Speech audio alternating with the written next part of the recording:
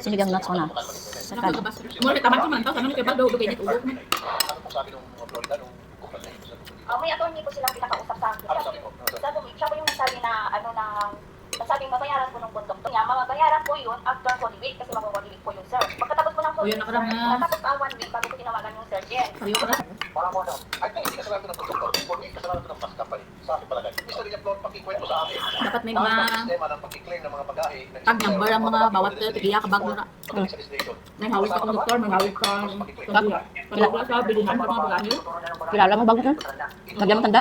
So kung magtuturo siya ng mga limang bagahe, bibigyan lahat. Kasi wala kang patunay kung sa kanya ba nagsasabi siya totoo. Tama?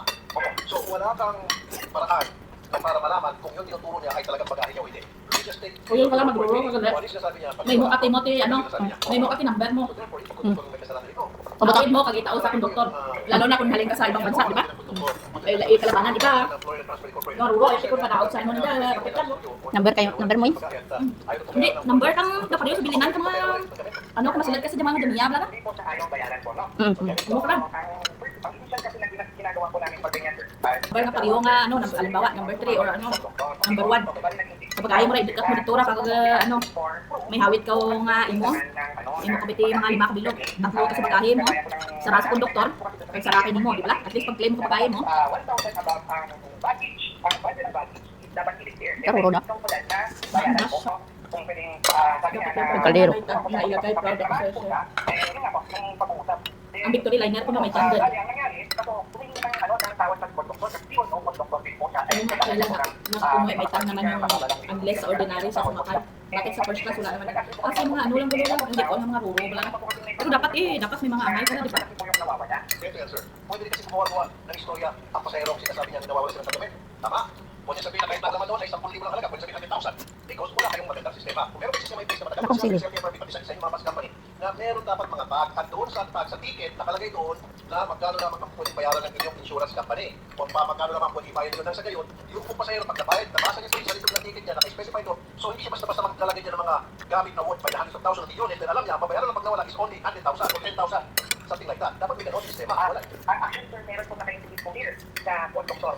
Kung may hawid ka kung sa konduktor. Ay, ano ka? Ang tag na ka niya gamit. Nagmasatigil po kami na po dito. We are not responsible for unpaid packages lost. Packages and lost baggage na liability of the company. 10% shall be taken from the Not liable for those baggages. undisplayed, sir. The mere fact na yung bagahe niya ay nasa sa konduktor, kasi may mga bagahe mo dito mo, ito po, parang ginagawa sa airline, di ba? Yan ang ginatag, yan ang pangalan. Pag yung magandang sistema na sa'yo, hindi tayo magkakaproblema tulad. Time number? What's happening now? Business mo, ang titigas na ulo dito po sa paper, ang titigas na ulo niya, matagal ko na sinasabi ko noon. Kasi, magkakaroon na ng tagging. patay ba nagkuha ka bag mo, di? Para hindi na mahulog ganito problema. Alam mo na, kapalya kang bag. Lahat ng mga pasahero na merong bagahe na ibibigay sa konduktor para ilagay doon sa truck sa ilalim, kailangan merong tag. Eh, pag nagagawa siya, okay na mo sa akin. Last time pa ito kayo, huwag na yun.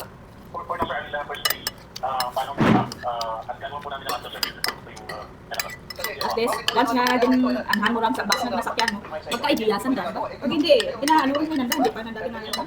So, I wanted that case up, sir. yes po, yung mga commitment na gano'n. Pag meron pang uli nangyari ganitong reklamo at nasabi sa akin, ng bus company at ng complainants na wala pa rin tagging, ikaw ang babalik ka pa personally at matawag na Senate. Yes, sir. Yes, sir. Okay. Sino kung may responsibility ba? Konduktor o yung bus company? Wala man na. Kat na magluro wala kami.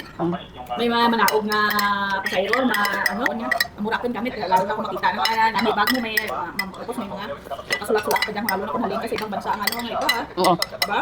Ay, lakad na dapat tambok eh. Pagbaba niya, hindi babangga doon sa nakakapit na Yes, may pasalubong ko sa pamilya mo pag ano, limon.